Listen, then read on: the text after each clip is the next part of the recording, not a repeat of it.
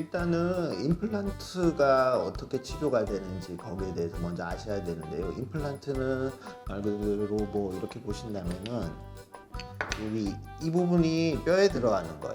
뼈에 이렇게 잠기겠죠. 잠겨서 고정이 되는데 말 그대로 얘가 뼈에 이렇게 잠겨서 고정이 되려면 뼈가 있어야 돼요. 그래야지 얘를 이렇게 심을 수가 있거든요. 근데 뼈가 없으면 당연히 얘를 못 심겠죠. 그렇기 때문에 그 뼈를 단단하게 해주는 그 과정이 뼈이식 과정입니다. 그러니까 기초가 있어야 되는 거죠. 기초가 있는 다음에 임플란트를 심고 그 위에 이제 치아 모양이 올라가게 되는 거죠. 그렇죠. 그 잇몸이 약하다라고 그냥 이렇게 뭐 알기 쉽게 얘기하는데 실제로는 잇몸이 아니라 잇몸 속에 있는 뼈가 약한 거죠. 뼈가 충분하게 부피라든가 이게 그 볼륨이 유지가 돼야지 거기에 임플란트를 심을 수 있는 공간이 나오고 그래야지 임플란트 치료를 받으실 수가 있는데 그 뼈 자체가 건강하지 않은 경우를 그냥 그 겉에 보이는 잇몸도 뭐 같이 안 좋아지니까 그래서 환자분들이 이해하기 쉽게 그냥 잇몸이 약하다라고 말을 하는 거죠. 근데 실질적으로는 잇몸 안쪽에 있는 뼈가 약한 거죠.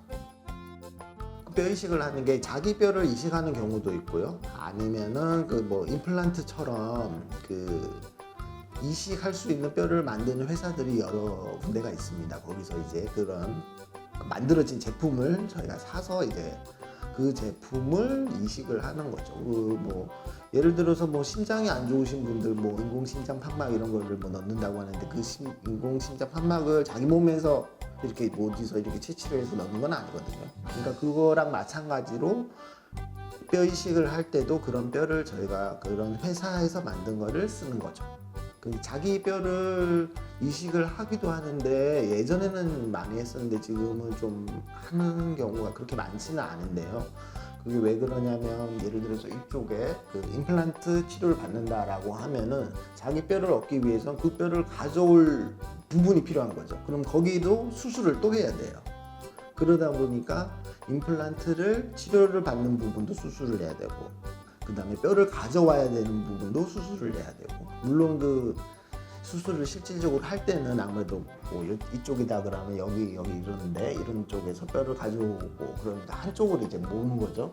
그런 식으로 치료를 할 수도 있긴 한데 아무래도 부가적인 그 수술이 필요하게 되게 되죠. 그래서 요즘은 해야만 하는 경우도 있긴 하지만 그렇게 많이는 하진 않아요. 아무래도 그 뼈 이식이라는 게 결국 말씀드렸다시피 임플란트를 심기 위한 기초를 다지는 작업이기 때문에 뼈를 만들기 위해서 사람이 뼈를 만드는 거잖아요. 그러니까 뼈를 만들기 위한 공간을 확보해야 되는 게 오래 걸리고 그 다음에 뼈를 이식한 상태가 유지가 돼야 돼요. 그게 움직이면 안 되거든요.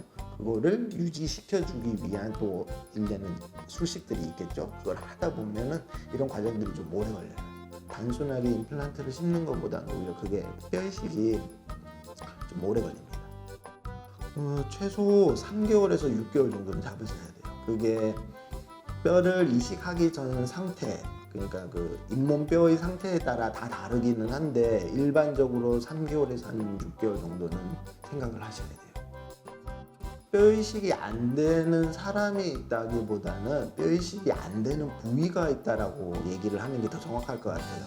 그러니까 뭐 나이가 많다고 해서 뼈 이식을 못 한다거나 뭐 그런 게 아니고 뼈 이식을 한다는 거는 결국 뼈가 없어진 자리에 사람이 뼈를 만들겠다라는 건데 그렇게 만들 수 있는 자리가 있고 뼈가 너무 많이 이게 손상이 돼서 잇몸 질환이 너무 많이 진행이 돼서 뼈를 만들지 못하는 경우도 있거든요.